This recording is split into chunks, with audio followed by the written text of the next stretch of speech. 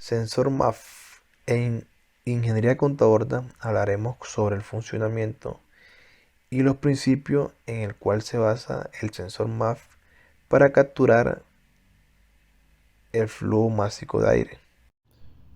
Comenzamos con un resumen de su funcionamiento. El sensor MAF, por sus siglas en inglés, mide la cantidad de masa de aire que el motor aspira hacia la admisión y la convierte en una señal de voltaje. El módulo PCM necesita saber la cantidad de aire que pasa por la manguera de admisión. Esta información es necesaria para calcular la carga del motor y poder calcular la apertura del inyector y así determinar cuánto combustible debe ser inyectado. Existen varios tipos de sensor para medir el flujo de aire entrante al motor. En este caso hablaremos del sensor de película caliente, que no es utilizado actualmente. El sensor de película caliente utiliza una resistencia, un termistor, para medir la temperatura del aire entrante. A través de la electrónica dentro del sensor, una película conductora se mantiene a una temperatura de 70 grados centígrados por encima de la temperatura del aire entrante. Debido a que la cantidad y la densidad del aire tiene a contribuir el efecto de enfriamiento cuando el aire pasa a través del sensor, este tipo de sensor en realidad puede producir una salida basada en la masa de flujo de aire.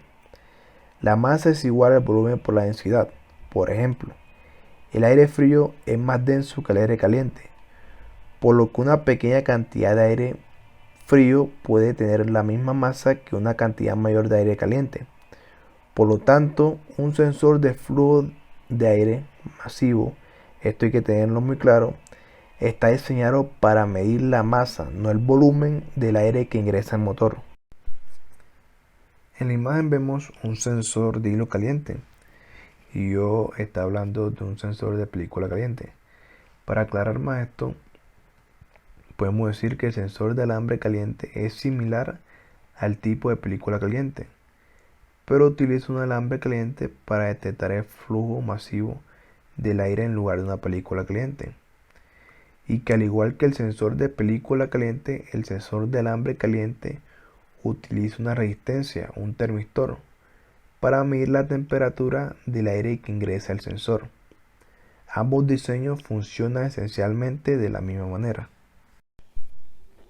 Primero que todo, este sensor utiliza un circuito electrónico que tiene unos componentes primarios, los cuales son termistor, un cable de platino de alta temperatura y el circuito electrónico. El circuito electrónico básico se basa en un puente de Wheatstone, un comparador y un transistor. ¿Qué hace este circuito electrónico? Como hay un alambre caliente, que es el sensor, al momento de pasar el aire por el sensor, este se va a enfriar. Entonces el circuito compensa esa pérdida de calor y envía más corriente al sensor para mantener su temperatura constante. También esta pérdida de calor se convierte en una señal de voltaje que se envía a la computadora. Entre más voltaje envíe, indica que hay más entrada de aire. Y de allí la PCM realiza todos los cálculos para establecer una mezcla estequiométrica en la cámara de combustión. Otro factor muy importante es el termistor. Como ya sabemos que la densidad del aire depende de la temperatura, este dispositivo lo que hace es corregir, o más bien, tiene un factor de corrección para que la medición sea más exacta. Algunos sensores más producen una señal de voltaje digital, cuya frecuencia cambia con la cantidad de flujo de aire que pasa por el sensor. El rango de frecuencia también varía según la marca del sensor y puede oscilar entre 0 y 300 Hz para los sensores más de General Motors más antiguos y entre 1000 y 9000 Hz para la mayoría de los sensores nuevos. Algunos sensores MAF, como los utilizados en Ford y otros, producen un voltaje cambiante en lugar de una frecuencia y oscilan entre 0 y 5 voltios. Algo muy importante que hay que resaltar del sensor MAF es que utiliza un circuito de quemadura, el cual mantiene el sensor limpio de polvo y suciedad. ¿Cómo funciona? Se pasa una corriente alta a través del cable de sensor durante un periodo breve, pero lo suficiente largo como para que el cable brille y esto lo limpie. Este circuito de quemado se activa cuando se apaga el interruptor de encendido después que el carro o el motor ha estado en funcionamiento el tiempo suficiente para alcanzar la temperatura de funcionamiento normal.